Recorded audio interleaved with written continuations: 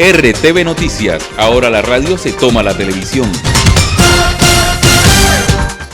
8 de la mañana, 34 minutos de Jairo. Roberto Pombo, periodista muy conocido aquí en este país. El señor Pombo es el actual director de la casa editorial El Tiempo. Acaba de renunciar a esa dignidad, pero va hasta el 28 de febrero en el cargo. La junta directiva se reunió ayer del periódico, pero no dio a conocer quién va a ser su sucesor. Hay varios nombres sobre el tapete, no vi el suyo. Está el de Marisabel Rueda, está Juan Lozano, está un subdirector del Tiempo. ¿Sabe quién está en el sonajero? ¿Quién? Increíble, hola. Néstor Humberto Martínez. No, señor. ¿Ah? Me hace, mire, usted me... lo cambia definitivamente. No, le cuento. Y es que, mire, ese nombre que usted me acaba de dar me hace recordar ayer anoche también que conocí una noticia de una persona que nombraron en... La codirectora del Banco de la República. Es una hija de la señora Arango, que acaba de ser ministra del Interior, está de embajadora y antes había sido ministra del Trabajo de este gobierno del presidente Duque, que dijo que cero mermelada, que cero cuotas. Y el otro, el señor Villamizar, también ha sido un exministro del gobierno del presidente Samper, ministro de Hacienda. Ha habido muchas críticas por estos nombramientos, ¿oyó? Sí, dicen que la niña no tiene la experiencia, no tiene el talante necesario para dirigir la economía práctica, porque es ahí donde se dan los pasos, se trazan las pautas para el porvenir económico de este país. Es que miren, esos cargos ha estado gente con demasiado recorrido, gente que llega después de los 55, 60 años, con mucho recorrido, con mucho conocimiento, con mucha experiencia. Esta llega Sardina, parece que tiene muy buena formación, pero el hijo de ser hija de quien es, ya la han satanizado, ya han criticado duramente su nombramiento. Pero vamos al punto central del señor Pombo, que no es ni siquiera su renuncia y nada tiene que ver con el caso de los codirectores del Banco de la República, sino que él, en el marco de iFestival, que es un evento que se hace a comienzos de año, en enero, en Cartagena, que esta vez por la pandemia se hace virtual, ha hecho una entrevista larga, extensa, amena a Goyo, a Gloria Perea de Choquitown, sobre su vida. Ha arrancado con sus inicios en Condoto, sus recuerdos de su tierra natal. Ahí están las primeras imágenes. Así es que queremos dejarlo con esta entrevista de Roberto Pombo a Goyo de Choquitown en el marco de iFestival. Jairo, mire, le doy un dato. Este iFestival, que si no estoy mal, debe ser la 8ª o 9ª versión que se está realizando. En la primera versión, en su momento, era gobernador del Chocó, 2012, si no estoy mal, Gilberto Murillo, quien fue invitado precisamente especial a este iFestival. Sí, señor. Déjelo hasta ahí porque no vaya a desatar las iras. Alborotar el avispero, déjelo allá en los recuerdos nomás. Es un dato Sí, simplemente. Sí, yo sé, pero sé que eso es como si usted le echa alcohol a una herida ahí abierta. No, deje esto tranquilo, déjelo allá en sus recuerdos, en sus buenos recuerdos. Sí, señor. A esta hora de la mañana, 8:38 minutos, les vamos a entregar a ustedes, nuestros televidentes, esta entrevista que le ha hecho pues el señor Roberto Pombo a la popular Goyo Martín.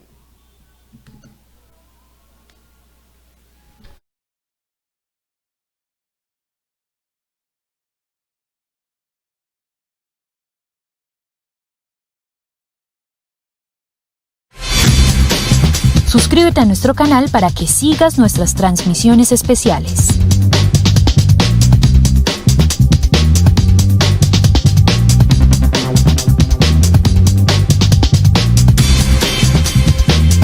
Las noticias contadas en el momento en el que ocurren.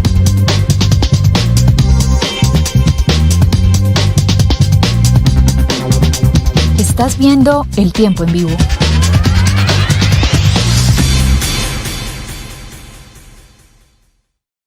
A través de su página web heyfestival.org para que el Hey Festival pueda continuar en estos tiempos difíciles. Muchas gracias.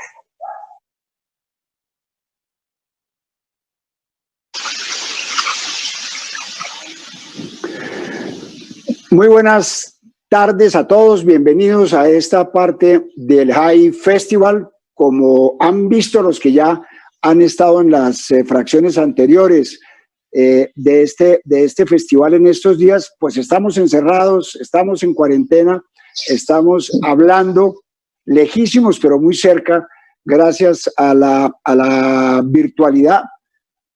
Vamos a ver cómo nos sale, yo creo que bien, pero toda esta lejanía, esta distancia de no estar juntos en el mismo recinto, yo creo que lo contrarresta y con creces el calor humano que yo creo que vamos a sentir en esta conversación, porque tengo el gusto, el placer y el honor de saludar a Goyo, a Gloria Goyo Martínez de Chopic Town.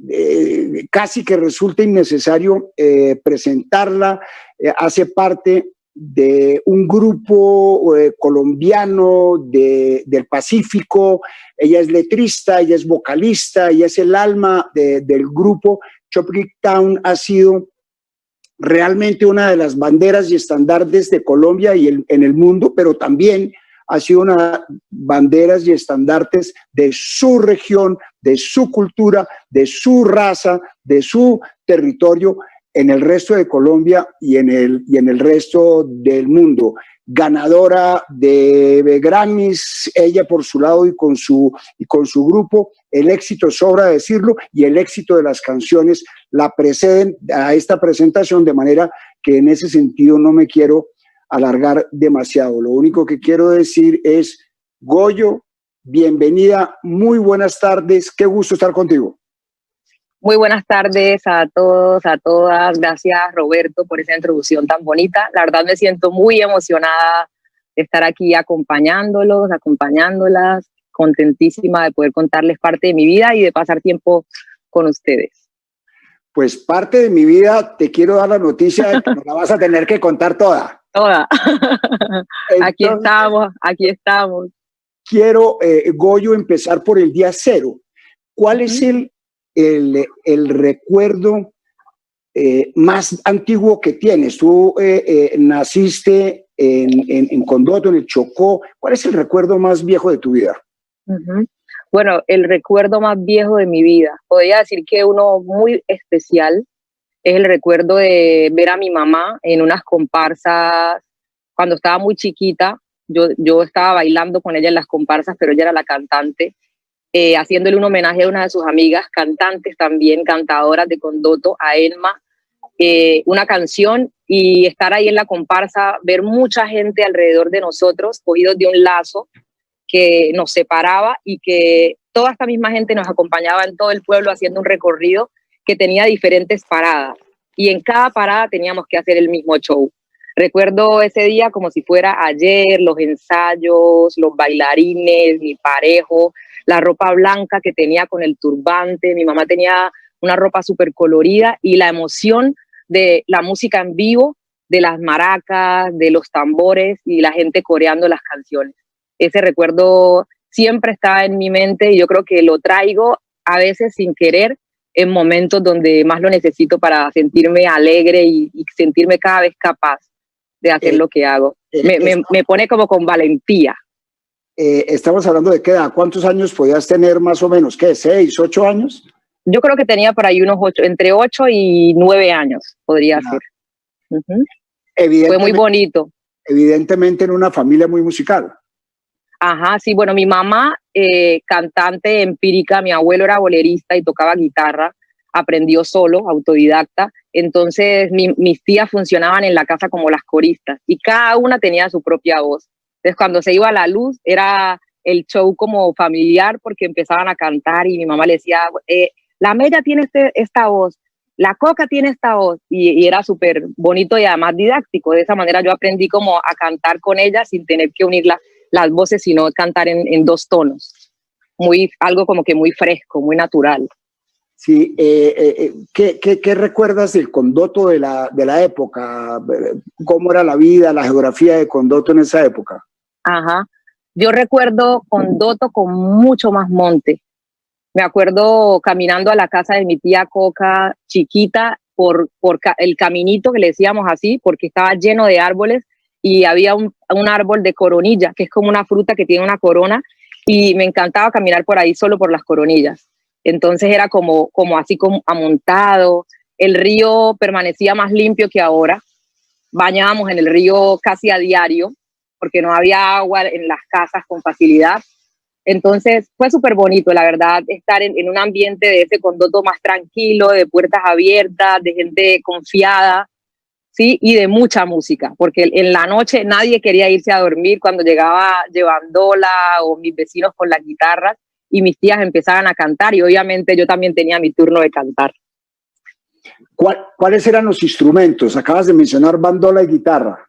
Uh-huh. Sí, los instrumentos de cuerda son casi que súper necesarios porque son incluso hasta más fáciles por el tema de la energía y también por la bohemia que tiene la guitarra. Ya es una práctica muy de muchos jóvenes chocuanos de tocar la guitarra y eso también viene como de la tradición del brujo. No sé si escucharon hablar del maestro artista El Brujo de Quibdó, que tenía su trío de son chocuano. Entonces, toda esa influencia de las baladas de la época, más el son chocuano, más la chirimía, se resumía a que una guitarra podría puntear esas melodías o incluso acompañar a muchas voces y como que de alguna manera soportarlo de una forma súper bonita. Acabas de mencionar las guitarras que no podía ser eléctrica porque se iba mucho la luz. Desde el punto de vista de las condiciones físicas, había muchas limitaciones, había mucha pobreza, se iba mucho la luz. Sabemos que en la zona evidentemente la había y la sigue habiendo de una manera muy dramática. Uh-huh. Bueno, la verdad, en esa época y ahora continuamos con el tema de la energía, incluso pueblos donde todavía la gente no disfruta de una energía total y es algo que nos acongoja y que cuando pues uno está pequeño lo ve como una situación normal. El otro día yo estaba como que revisando y como que yéndome atrás en mis recuerdos y yo me sentía bien, confiada, confortable con lo poco que tenía. Ya cuando uno crece y va a las otras ciudades y empieza a ver que tenemos tantas diferencias en el desarrollo, tan pocas oportunidades, entonces ya empezamos a entender el contexto ya social y de alguna manera a lo malo se le saca lo bonito. Cuando se iba la luz, que nadie sabía por qué, y a veces nos quedábamos toda la noche, pues la compañía no era ni el televisor ni nada más, sino la familia y las voces, las alabanzas y las canciones chocuanas. ¿Tú tienes algún recuerdo específico de esas canciones que me imagino que serían canciones tradicionales de allá, alabados o alguna cosa así, que la recuerdes específicamente de tu niñez? Sí, de mi niñez recuerdo mucho las voces cantadas así como naturales y a capela. Y siempre han estado como en mí y de una manera muy cercana. Y hay una canción que hicimos empezando con Chucky Town que se llama San Antonio, que es un alabado y que es un alabado que se canta pero en el natalicio. ¿Sí? Pero es el de San Antonio, ya se va. Esa el canción, de San Antonio, ajá, ese es la de San Antonio. ¿Por qué no la cantas? San Antonio, dice...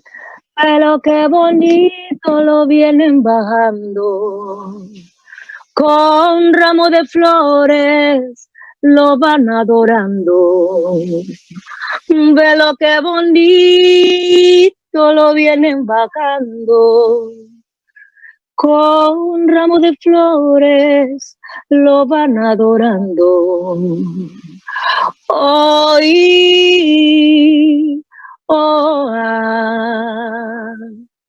San Antonio ya se va. Hoy,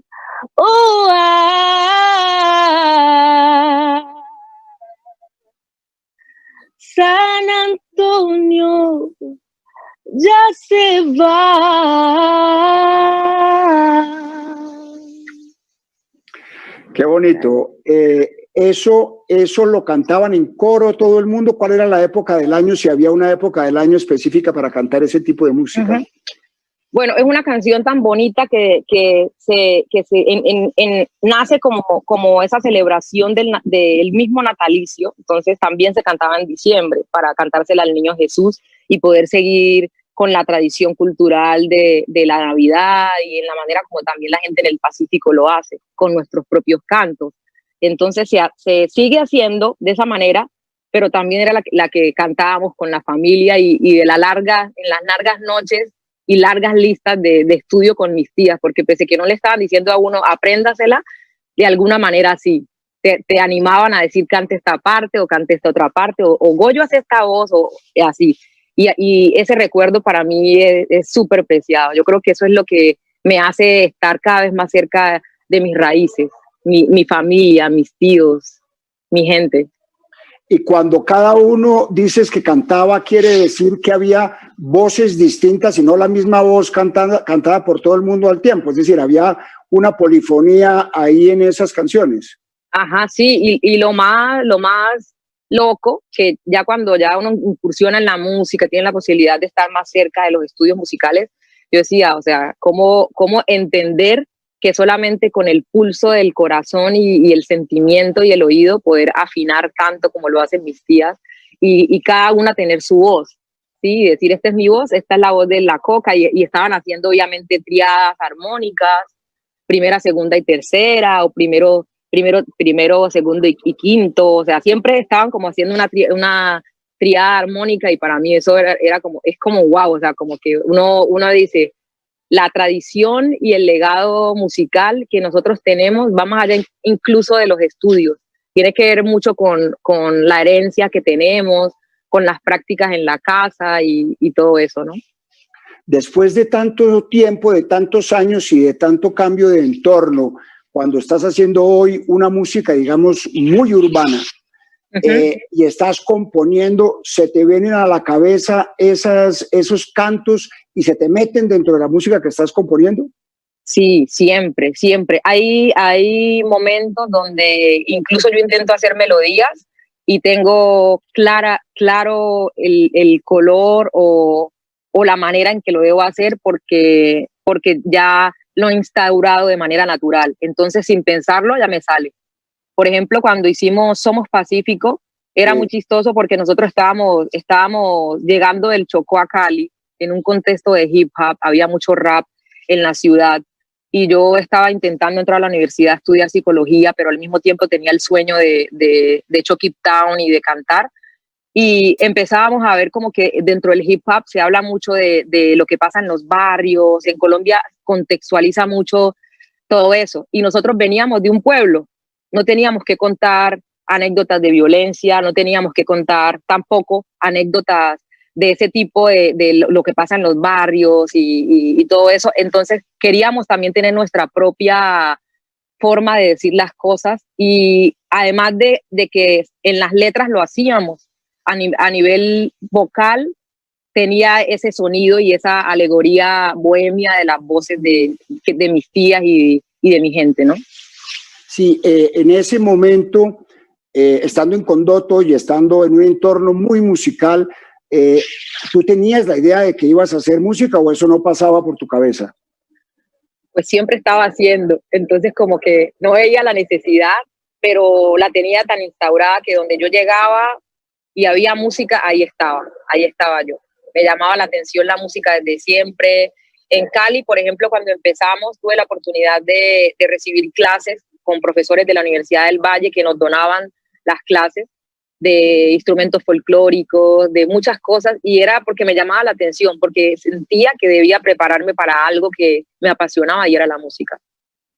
Qué bien. Antes de salir de Condoto, me gustaría la anécdota que me parece muy divertida del apodo de Goyo, que viene del Gran Combo de Puerto Rico, de la canción que oían en tu casa, de A Goyito Sabater lo tienen en psiquiatría. ¿Es verdad que viene de ahí? Es verdad. O sea, imagínate esto, Roberto. Condoto. Mi papá construía el equipo de sonido grandísimo tipo Picot del Atlántico, tipo Sound System de Jamaica, y con esos equipos le daba música a una verbena completa que podía, para que la gente se ubique, puede ser como una calle completa con alrededor de 2.000 personas bailando la música. En ese momento de mi niñez, la salsa obviamente era uno de los géneros más prominentes y más populares, y mi papá era fanático de toda la música, tenía una colección gigante de LPs en un cuarto, que yo organizaba los LPs, yo los marcaba, los seleccionaba por género. Entonces, él sabía de mi gusto musical y me alimentaba esto enseñándome sobre orquestas, sobre artistas. Y cuando él ponía esa canción, era el momento cuando Goyo no quería levantarse de la cama a ir al kinder, y él ya sabía. Entonces ponía la canción y mi mamá me cuenta que yo salía brincando de la cama a bailar y ya no había motivo, o sea, no había razón por la cual me tenía que volver a acostar y tenía que ir al kinder y levantarme. Entonces todo el pueblo empezó a conocerme como Goyo, Goyito, y cuando empezamos a hablar de Chucky Town y empezamos a decir que queríamos poner el mapa del Chocó en el mapa de Colombia porque no estaba visible como nosotros queríamos, y no queríamos contar historias de barrio porque no las habíamos vivido, sino historias de pueblo como las de nosotros. Entonces fue súper bonito de alguna manera como que poder unir eso, ¿no? Y de alguna manera presentarte de la forma en que uno es, y que al mismo tiempo eso me ayudó para contar mi historia sin planear tanto, se fue dando de manera natural.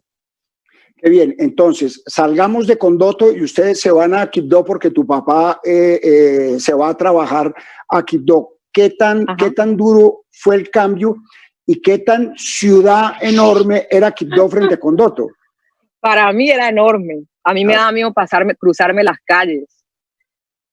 A mí me daba miedo cuando vi el primer Jeep en Quibdó.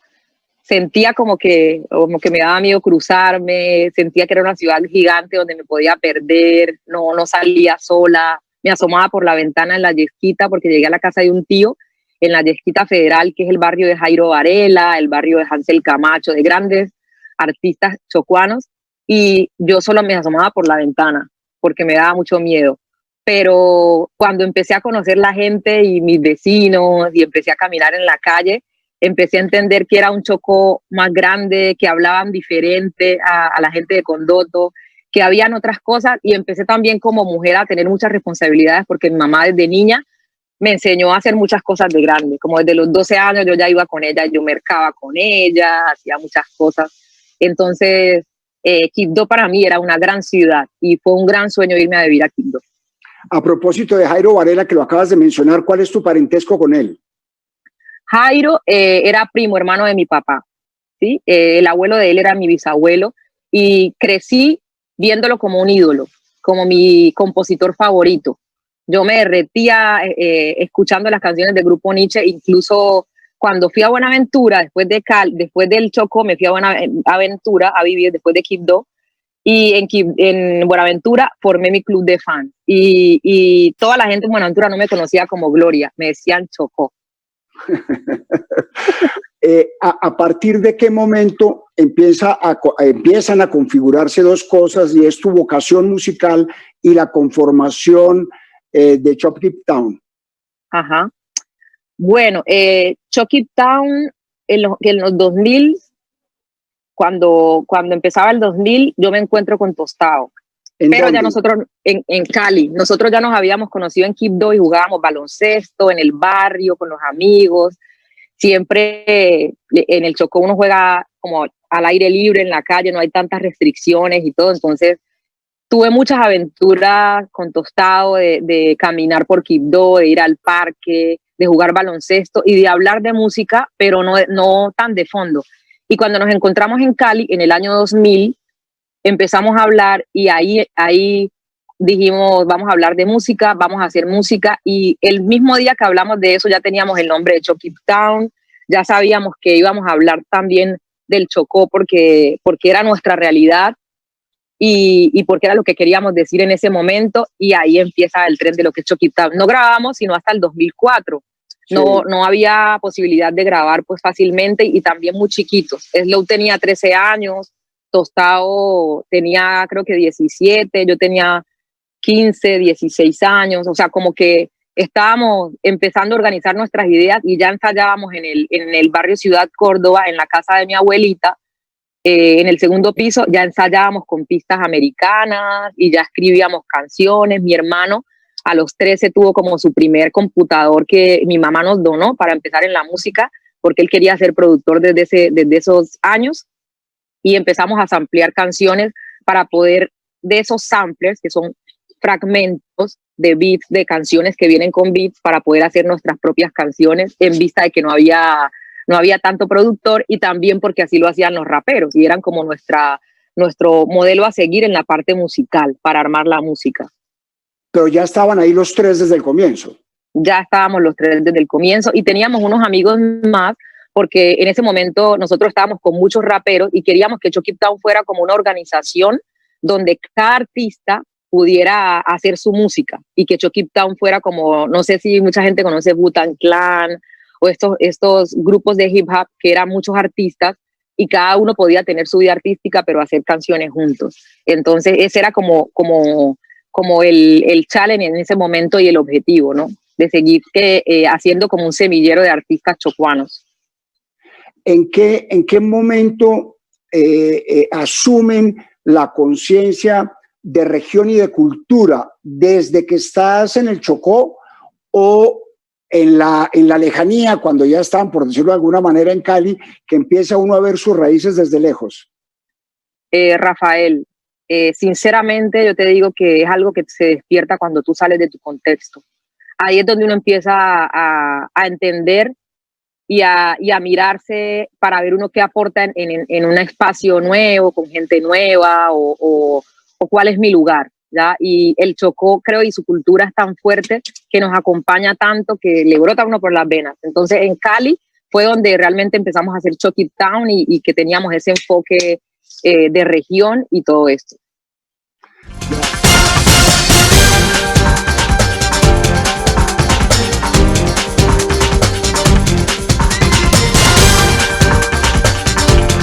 RTV Noticias, ahora la radio se toma la televisión.